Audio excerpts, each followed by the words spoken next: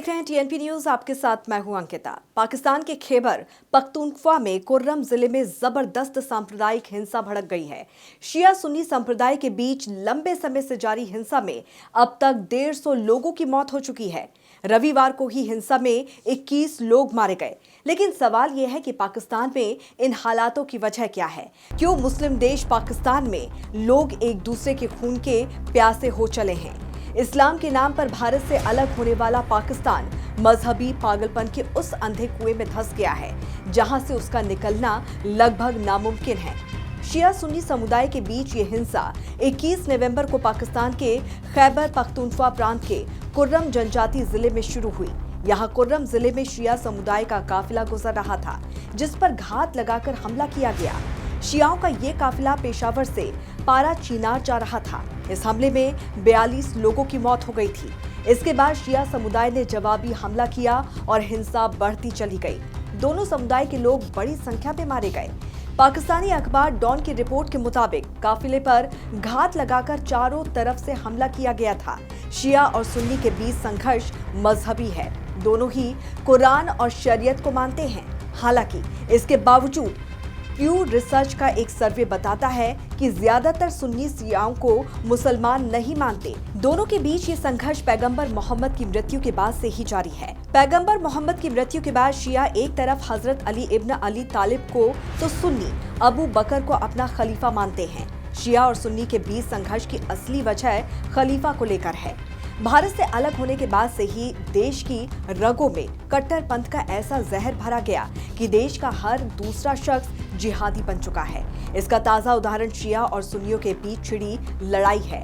लेकिन पिछले गुरुवार से ही शियाओं के काफिले पर गोलीबारी के बाद हालात और भी ज्यादा गंभीर हो गए। पाकिस्तान में सुन्नी और शिया मुसलमानों के बीच कई महीनों से जारी हिंसक झड़पों के बाद 300 से ज्यादा परिवार अपना घर छोड़कर भागने के लिए मजबूर हो गए। उत्तरी पाकिस्तान का ये इलाका अफगानिस्तान की सीमा से सटा हुआ है, जो वर्तमान में तालिबान के आतंक से जूझ रहा है। अफगानिस्तान की सीमा से लगने वाले कुर्रम जिले में सांप्रदायिक हिंसा का लंबा इतिहास देखने को मिलता है। यहाँ पर अक्सर शिया और सुन्नी के बीच जमीन विवाद को लेकर तनाव बना रहता है।